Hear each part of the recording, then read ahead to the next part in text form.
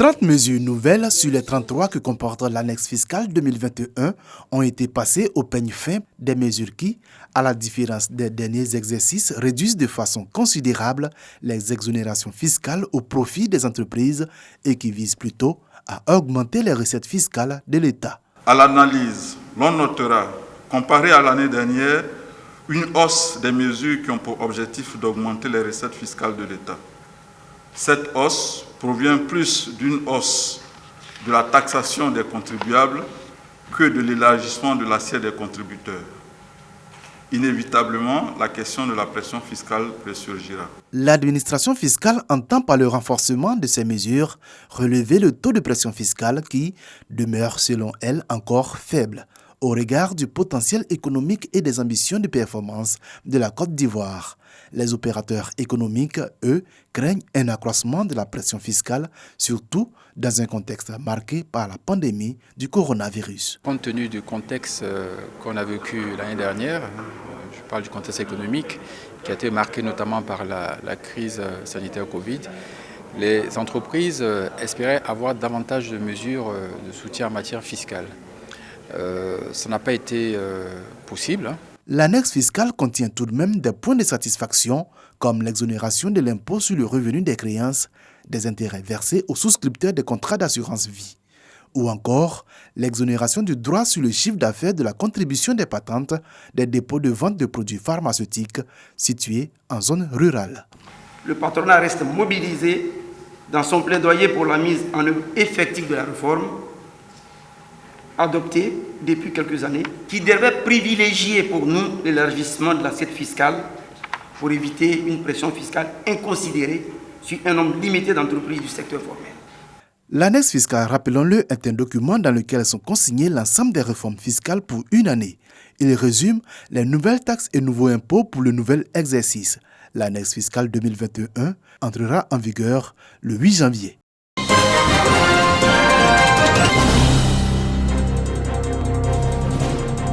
Laisser à la postérité un cliché de l'impact de la COVID-19 sur le monde. Voici l'objectif qui a poussé l'écrivain Joël Nguessan à coucher son encre sur 218 pages entre mars et juin 2020.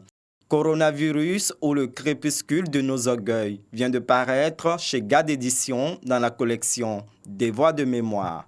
7 chapitres soutenus par des chiffres et des illustrations.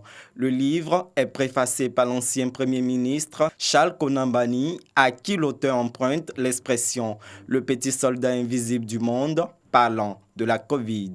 Une pandémie qui déconstruit nos certitudes et invite à faire preuve d'humilité. Qu'on arrête de dire qu'on est les plus forts militairement, les plus forts en termes de santé, qu'on arrête de dire qu'on est les plus forts en termes de religion, qu'on est les plus forts en ceci. Non, non, non.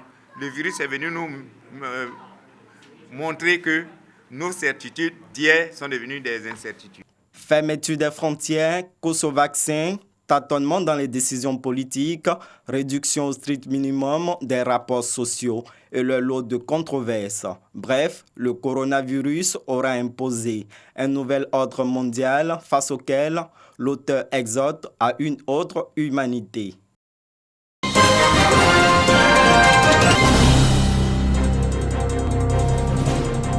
La communauté catholique du village de Kwamekro dans le département de Tahabo a maintenant son espace de célébration des messes, de rencontres spirituelles et d'adoration.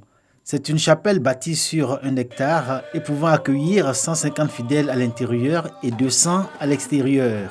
Dans une atmosphère de fête et dans la gloire de Dieu, l'édifice a été consacré par Monseigneur Alexis Touabli Yulo, évêque du diocèse d'Agboville, selon les rites de l'Église catholique. Nous qui construisons des églises, les temples, les mosquées, nous faisons bien.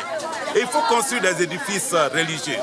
Mais il faut savoir que s'il est vrai que Dieu habite nos bâtiments sacrés, il est surtout vrai que la première demeure de Dieu, c'est l'homme. Alors nous sommes tous invités à une vie nouvelle, une vie fraternelle, où chacun reconnaisse dans l'autre la présence de Dieu. L'érection d'une chapelle à Kwamekro marque le renouveau au sein de la communauté catholique de ce village. Par le passé, il fallait aux fidèles chrétiens de cette localité Parcourir plus de 5 km pour assister aux messes de dimanche ou des jours de fête. Dans un effort collectif, les fidèles ont pu mobiliser les ressources nécessaires à la construction de l'église de leur village, avec une importante contribution du ministre Maurice Kwaku-Bandaman, fils du village. Désormais sur place, les catholiques de Kwamekro peuvent prier leur Dieu en communion, aller à Jésus par l'intercession de la Vierge Marie et surtout promouvoir la foi catholique. Dieu est avec nous et on saura encore plus être en communion, la fraternité va exister, l'amour va vraiment persister au niveau de la communauté.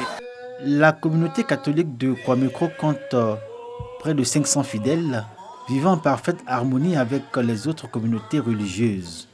Avec la nouvelle chapelle, commence pour les responsables ecclésiaux locaux une nouvelle mission pastorale.